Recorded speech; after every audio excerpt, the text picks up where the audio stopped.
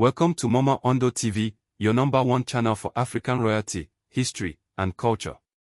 Today, we shine our royal spotlight on one of the most educated and influential traditional rulers in Yorubaland, the Ooni of Ife, Oba Adeyeye Enitan Ogunwusi, Ojaja II. Born on October 17, 1974, into the Gisai royal house of Ife, Oba Adeyeye Enitan Ogunwusi grew up surrounded by deep culture, tradition, and spirituality.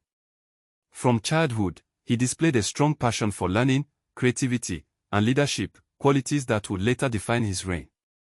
He attended Sobole Memorial Nursery and Primary School in Ibadan, then proceeded to Loyola College, also in Ibadan, and later St. Peter's Secondary School in Ife ***. His educational journey reflects discipline, curiosity, and excellence, the marks of a true scholar and visionary leader. After his secondary education, the young Adeyeye pursued a higher national diploma (HND) in accountancy at the Polytechnic, Ibadan. Not stopping there, he went on to become a chartered accountant, earning membership with the Institute of Chartered Accountants of Nigeria, ICAN, one of the highest professional bodies in the country. He is also an associate accounting technician, showing his dedication to continuous learning and personal development. Before ascending the throne, Oba Ogunwusi was a successful entrepreneur, real estate developer, and business strategist, the founder of several companies and a major player in the Nigerian private sector.